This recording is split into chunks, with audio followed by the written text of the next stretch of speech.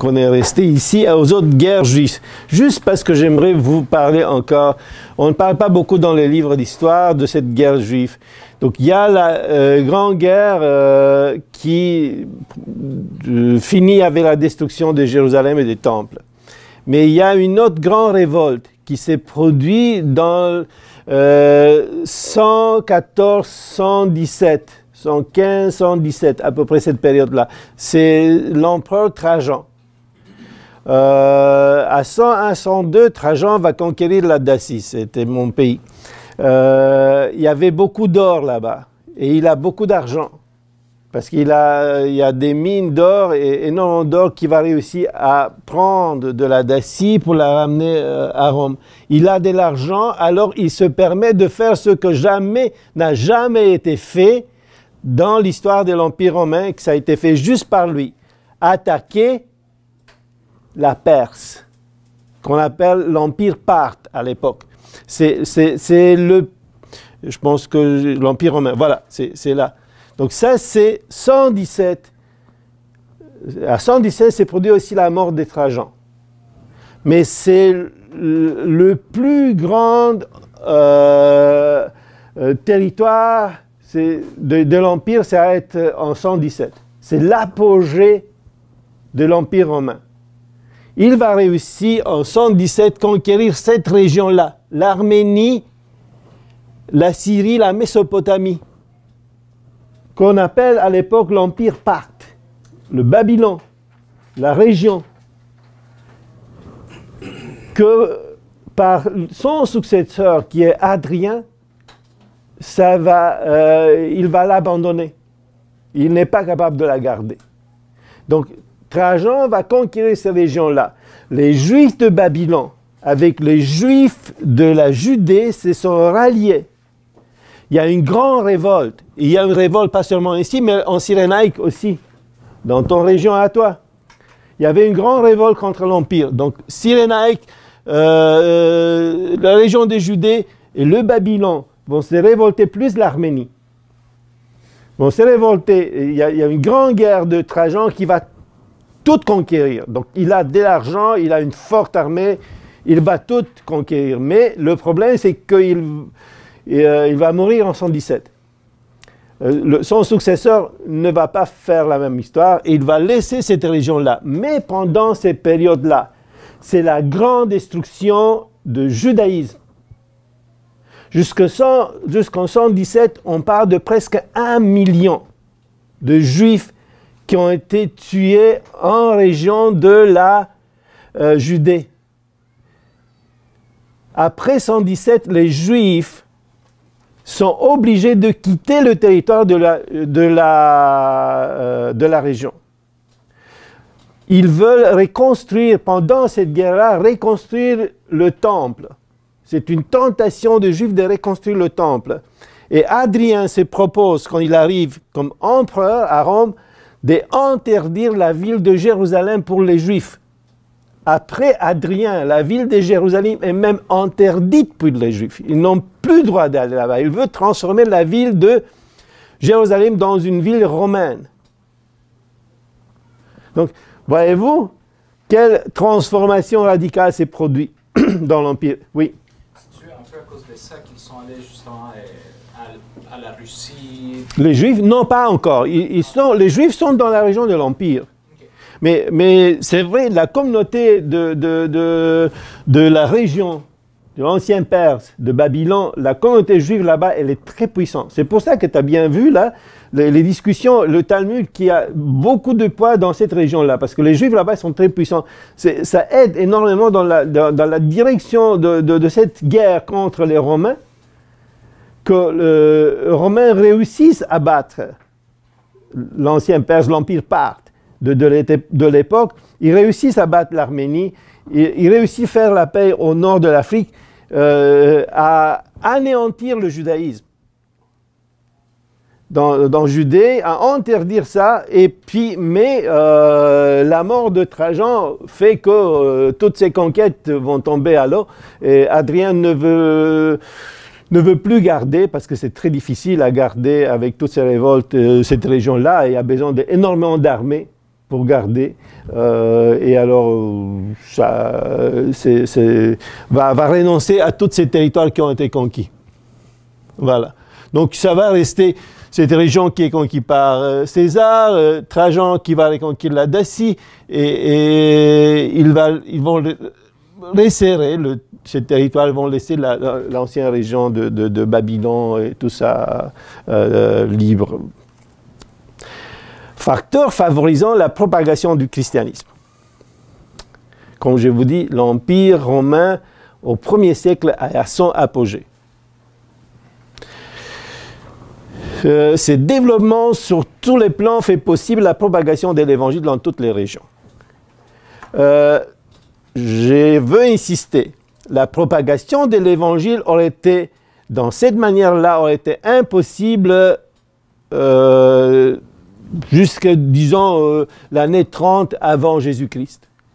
Parce qu'avant 30 Jésus-Christ, qu'ils ont réussi à cette époque de Marc-Antoine, de Cléopâtre, de toute cette guerre intestine avec les descendants de César, et arrivé en puissance de Octave, qui deviendra Auguste, donc le premier empereur, dans cette période-là, 30, 28,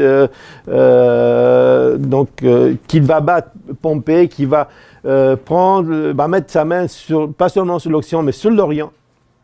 Parce qu'à l'époque, après la mort de César, l'Empire est partagé en trois, en triumvirate. De ces officiers, grand prêtre qui va rester en Gaule, et il y a Octave qui est à Rome, il y a Pompée qui est dans l'Orient, et plus Octave a réussi à battre tout le monde pour devenir le plus grand chef, et qui, oui. On est en quelle année là? Avec Octave, on est 30 avant Jésus-Christ. Avec Pompée, puis 30 avant Jésus-Christ, approximativement. Toutes ces périodes-là, c'est quelques années avant et après. Mais je ne vous donne pas de bombarder avec exactement les dates, mais approximativement cette période-là. Donc, l'Empire devient celui que nous le connaissons à l'époque de Jésus par le fait qu'Auguste, il réussit à pacifier, parce qu'il y avait plein de guerres civiles entre eux. Il y avait des luttes. Mais il réussit à mettre en place ce qu'on appelle Pax Romana, la paix romaine. C'est une longue période de paix imposée par l'Empire romain sur toutes les régions contrôlées. C'est une expression qui vient que l'administration, le système légal romain pacifie les régions qui avaient souffert de querelles entre les chefs rivaux. Parce qu'il y avait plein de guerres. Donc dans la République romaine, il y avait toujours des guerres. Il y a, disons, un grand changement qui s'est produit avec l'arrivée au pouvoir d'Auguste. Octave Auguste. Cette ère de relative tranquillité est favorable à l'expansion du christianisme. N'aurait pas été possible une propagation du christianisme dans toute cette région, de l'Europe, nord de l'Afrique, Asie, s'il n'y avait pas eu cette période de grande paix. Relative, bien sûr. Parce qu'on sait bien que, comme Paul nous raconte, il y avait des brigands, il y avait des choses, mais quand même, il y avait une relative paix, on pouvait se déplacer d'un pays à l'autre, sans se soucier, qu'aurait été presque impossible avant, parce qu'il y avait des pays partagés, n'est-ce pas? Donc ça, c'est en 30, avant Jésus-Christ. C'est à ce moment que ça commence, mais c'est un travail qui s'est fait, un processus, donc qui va être 60 ans plus tard, disons, parce qu'on commence, l'ère chrétienne, ça commence approximativement l'année 30 après Jésus-Christ, n'est-ce pas? Avec le jour de la Pentecôte. La région qui est l'Empire romain est bien pacifiée, relativement pacifiée. Il n'y a pas des grandes guerres et des grands problèmes parmi les pays qui font partie de l'Empire. Est-ce que ça va? Ouais. Ok. Donc la première cause, la première qui aide le développement et la propagation de l'Évangile, c'est la paix romaine dans l'Empire romain. entre 3 continents. Le deuxième, c'est le moyen de communication. C'est qu'entre ces 3 continents, l'Europe, l'Afrique et l'Asie, il y a une mer. Que cette mer Méditerranée qu'on connaît, que les Romains appellent Mare Nostrum, notre mer, ou Mare Internum. Ça faisait partie de la mer intérieure. L'Empire était tout autour de cette mer-là. Donc cette mer-là aidait les communications, facilite le fait qu'on a pacifié cette région-là, qu'il n'y a pas de guerres et des luttes entre différents leaders d'une région à l'autre, c'est qu'un bateau peut circuler librement de Rome, précisément de Ostie, parce que c'est le port de Rome, jusqu'à Alexandrie, de là à Éphèse, de là où il veut. Donc, sans avoir des problèmes. Il y avait des pirates toujours, il y avait des brigands, mais ce n'est pas des guerres. Ce n'est pas des guerres, ça c'est différent. Les Romains ont créé un réseau des routes, appelé voies romaines.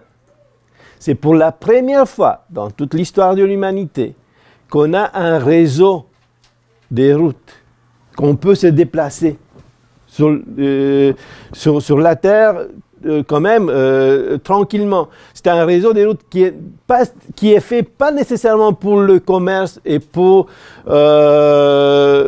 communication, est fait pour l'armée. C'est un réseau où un espace à l'autre, il y a des soldats qui vont veiller et qui sont capables de transmettre des informations. Donc, différents moyens. Mais ces choses-là sont si importantes. Il y a une certaine sécurité sur les routes de l'Empire. Donc, c'est quelque chose qui est extrêmement important pour la communication. Donc, d'abord, la mer Méditerranée. Donc, facile à se déplacer par la mer. Et de l'autre côté, on a un système de routes. Cette voie publique, comme on les appelle, c'est les grandes artères, les grandes voies de l'Empire, les artères maîtresses du réseau routier, qui vont relier les grandes cités entre elles. Donc, la possibilité de se déplacer de Thessalonique à Corinthe. Donc, tu as un chemin.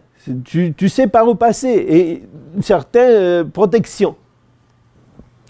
À son apogée, le réseau routier romain principal atteindra 150 000 km. Donc on voit le travail extraordinaire qui est fait par l'armée romaine. L'armée romaine, à son apogée, comptait 200 000 soldats.